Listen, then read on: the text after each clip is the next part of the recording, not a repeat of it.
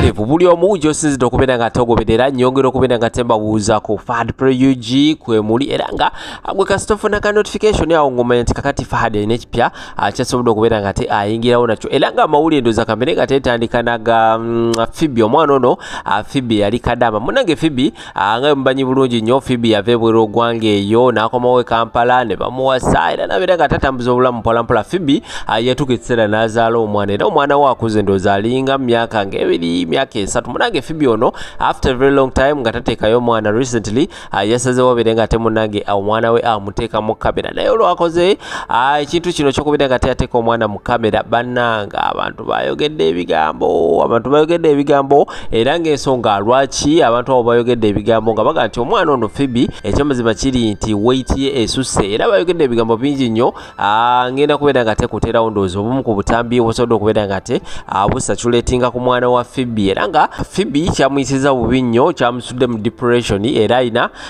ebigambo byasobodde okubeera nga ayogera nabyo ngenda kubeera nga mbikuterawo osobola okubeera nga obyewulirirako naye nga bannange abantu bakola entalo buli ddakiika kati omwana wa munno okutuuka okubeera nga omwongerera ebigambo ebinene bwe bityo simanyi kigamba anyway agenda kubeera nga tekuterawo obutambi awo osobola okubeera nga weewulirako kubigenda mu maaso saidi ze gwe tuwendowoozayo gwolowooza ki ku nsonga nga bwe ziri mu kubeera nga zitambula bwe daba kujeyo wa Phoebe of course ogenda kubeera nga tekuterawo n'obutambi bulala bungi nnyo mu maaso awo tuula butuuzi akkalira video nterako ekigalo likinga sharingirako abala comment section once awo always wabeera open tekigana kubeera nga osulawo endowooza subscribinga tugatteko mu butongole ka notification bell kakuboneka kaddako ajja kubeera nga takakwalatinga buli nabadde video kankuterewo ensonga zino okomaona amawulire amulamanji atembaawo naye nsaba kimu tusisinkane muggulu olaba muddira muntu mulema ne mumuvuma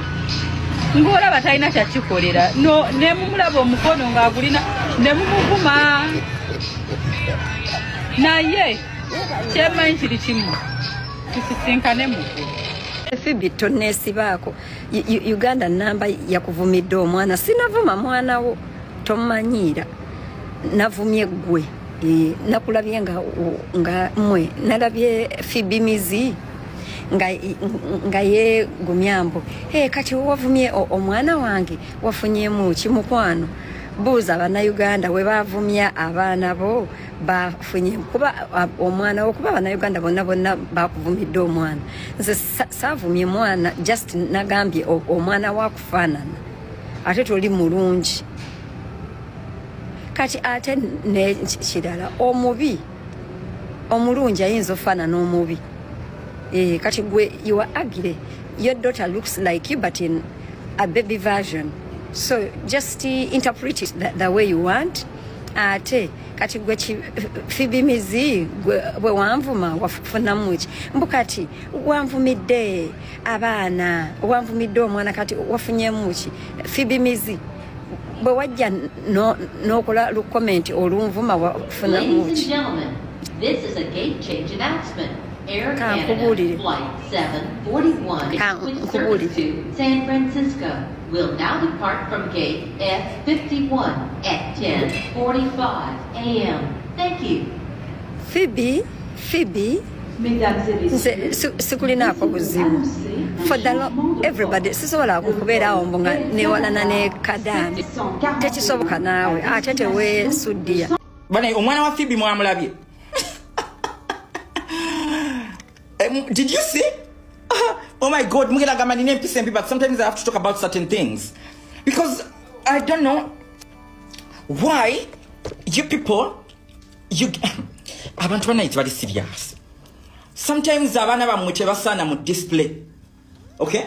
Abana bamwe abamu bomo chimanyi omwana utasana mu display tomuleta mu display mujja kutujemize. Abantu mulekirawo okulisa abana emmere ennyingi.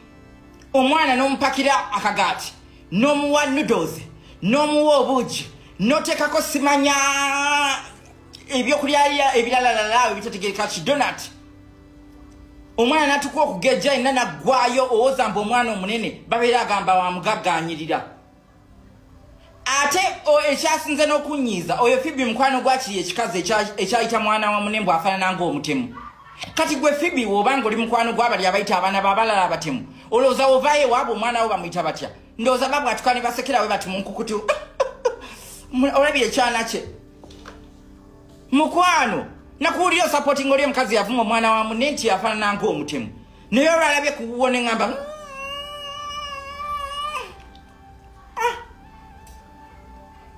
ate sigambye nti omwana we afaanana ng'omutemu nedda naye nze omwana teyansanyusiza kyokka taata bwe ali very handsome naye Phoebe nokakana ku mwana n'omulisa emmere omwana ajja kulwala childhood diabetes because anagenda tya kusomero n'abeera confident fe twasomanga n'abaana abanene nga mubayita small buli kaseera mubeera mubasekerera ani afuye mu kiraasi nga musoma mwana omunene mmwe mulekeraawo okugeza abaana mulekeraawo a beautiful girl n'omulisa buli kiramu ndowooza buli weetolola omugamba jangu olye omwana wo musalize weight.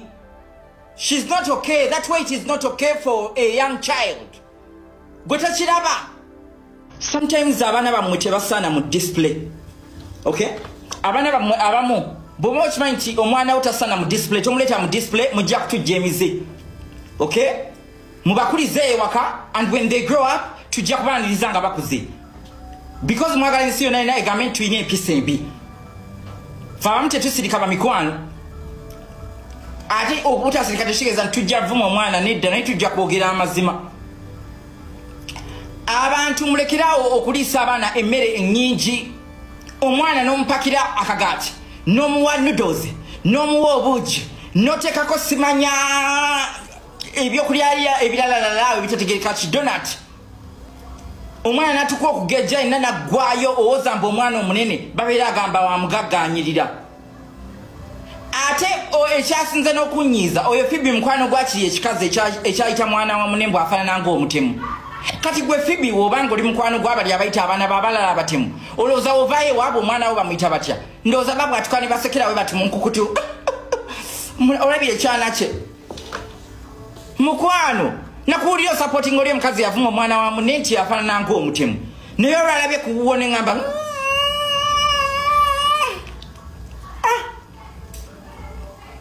ate sigambye nti omwana we afaanana ng'omutemu nedda naye nze omwana teyansanyusiza kyokka taata bwe ali very handsome naye Phoebe nokakana ku mwana n'omulisa emmere omwana ajja kulwala childhood diabetes because anagenda tya kusomero n'abeera confident fe twasomanga n'abaana abanene nga mubayita small buli kaseera mubeera mubasekerera ani afuye mu kiraasi nga musoma mwana omunene mmwe mulekeraawo okugeza abaana mulekeraawo a beautiful girl n'omulisa buli kiramu ndowooza buli weetolola omugamba jangu olye omwana wo musalize weight. She's not okay. That weight is not okay for a young child. Gota chiraba. Kati mwana n'abeera ta active okuzanya ne banne. Some of you are not good parents. Mumanyi okuzala but you're not good parents. Because what was that shit? Omwana zenamulayo ngamba what is going on here? Ati timwagala mazima bangi mwagala pressure yavumye mwana wa Phoebe sinamuvumako kintu kyonna nze njogedde mazima Phoebe omwana kendeze ebintu byewo omwana tosobola kumuleka n'agejja bw'atyo bannange ne beauty n'ebula ojja tugamba omwana omubiri bwe gutyo nedda tewali mwana alina mubiri bwe gutyo omwana olina okwanga omupakira buli kimu n'omugulira ndowooza obuugi bunene obugeza omwana wange njagala mufunire obuugi obugeza. Eno video njikoledde Stan Devil. You are the only enemy I have. Nebono sindika abanene n'abatono. Nebono sindika abampi n'abawanvu. Nebono sindika aboogera n'abatoogera. Abeesobola n'abateesobola. Abategeera n'abatategeera. Mukwana, I know your tactics. Mind you. Nebono njingirira n'onteekako emisango agasango ozenga okukola. Kuvanga akyategeera. It is not the first time. But I want to assure you nti gwe nasenga mulamu okusinga gwe ate w'amaanyi okusinga, and I will still choose good over bad. I will still choose God, Jesus Christ, over you. I will not choose to be violent. Nebono njingirirako, nebono creating accounts maker, nozinteekako, nebono njogeza ebigambo, nebono teekawo ombiise. tekijjaawo favor Katonda gye yanteekako, and I will still stand. That is why newe boogera bw'oba osindise nze nsigala ndi munene ate nga ndi strong, kanaabe waffe balya tetudaaga nga bw'okisuubira, nga bw'oyagala kibeere. Sibeera munaku nga bw'oyagala kibeere, kubanga nsoma ekigambo kya Katonda. The Holy Spirit that God sent comforts me. Okitegedde? So akulwanagana na bugoma butono ng'ate omunene gy'ali, kabaka gy'ali. So akulwanagana na bagoma ng'omunene gy'ali. Kati ne bw'ona osindika aboogera n'abatoogera, abakula n'abataakula. I know your tactics. Njagadde kusindikira eyo message okitegeere nti nze Katonda bwe yakera ku makya nateekako nampunda nga bwendi. I am confident and I am still highly favored over the people you send, and I will win the battles you put before me forever and ever and ever. I will still be the good example in the society over those people you send. I will still be highly favored in this community of TikTok, and I will always be that good example people would love to be. And God will always choose the good things for me. The friends, my husband, he chose for me, my baby, my family, and entire world. The people who love me are of God. So that is why I send you, and I want to remind you of John chapter 15 verse 18. When the world hates you, remember it hated me before it hated you. The world would love you if you belonged to it, but you don't. I chose you to come out of the world, and so it hates you. Do you remember what I told you? A servant is not greater than the master. Since they persecuted me, naturally they will persecute you. And if they had listened to me, they would listen to you. The people of the world will hate you because you belong to me, for they do not know God who sent me.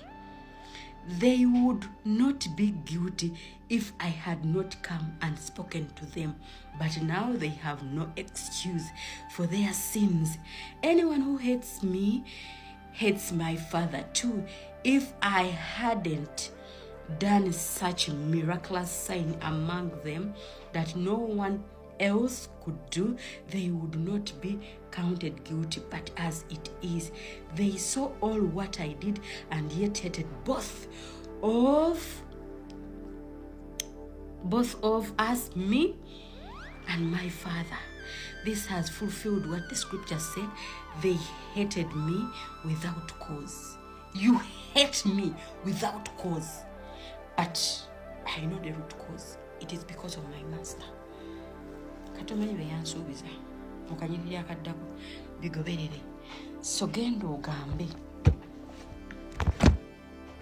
bukakyerebo bw'osindika, genda ogambe gwe sitaani, I am stronger. The one who is in me is stronger than you. Okiwulidde? Bale n'okujjukiza tolooza mbu obadde owininze oli wakabinywa amukwano obadde towininze. Yes, mugamba mutya muli mutya kansule mu bulungi nnyo.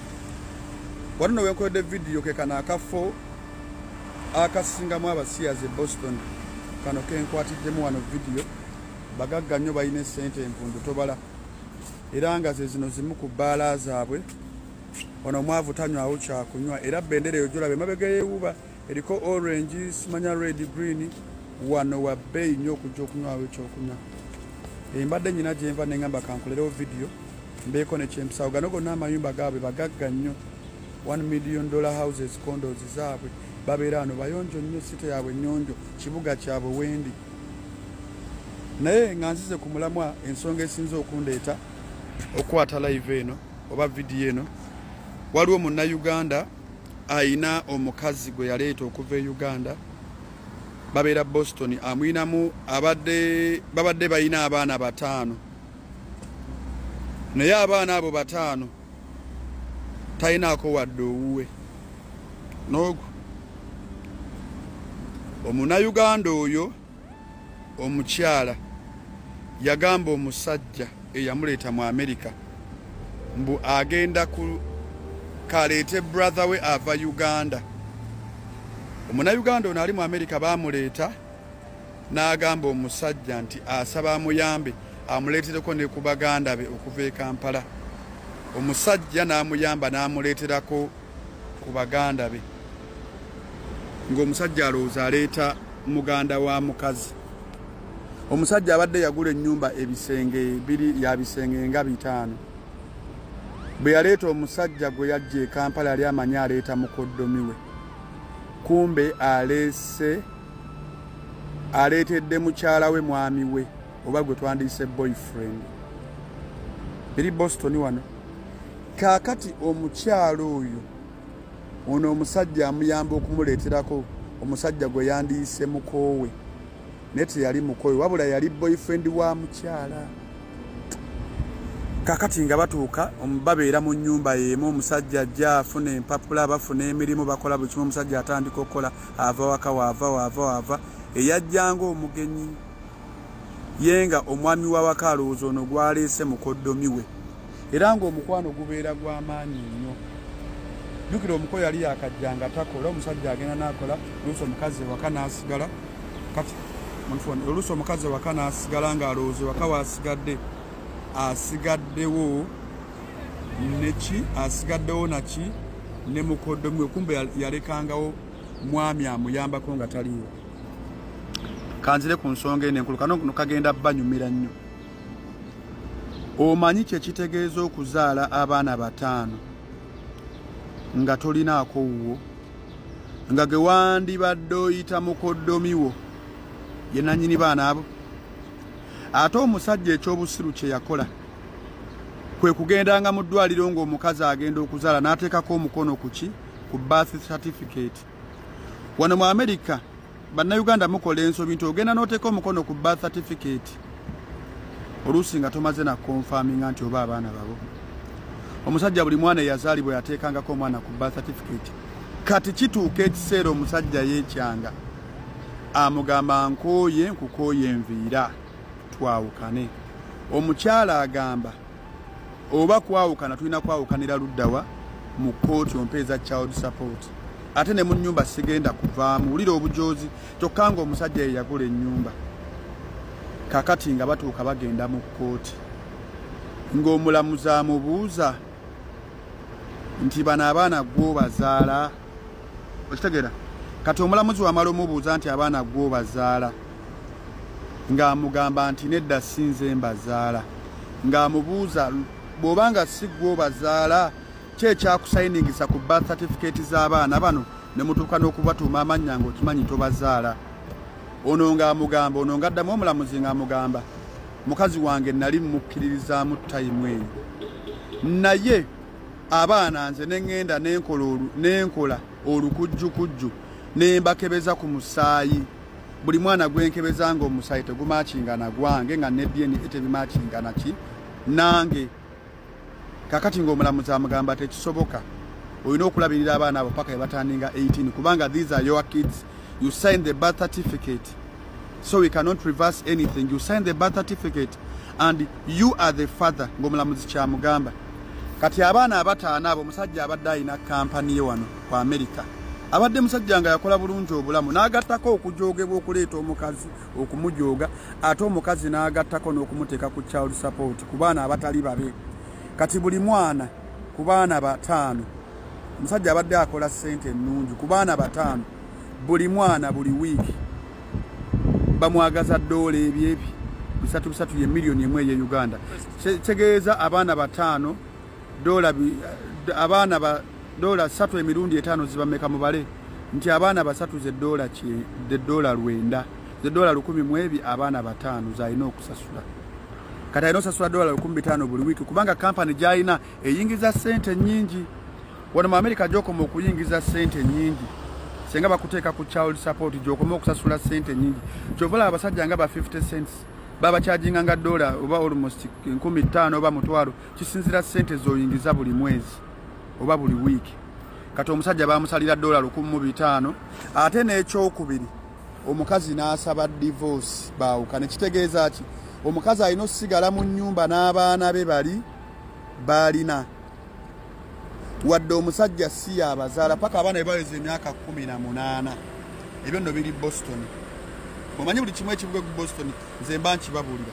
Kati essaawa za leero omusajja akola kudda Uganda. Omusajja yali yafuna obutuuze bwe, yategeka obulamu bwe, n'aleeta omukyala. Laba omukyala ate bw'azaalira mu nnyumba ye, ng'ate eyamuzaalamu omusajja gwe yali ayita mukoddomi we.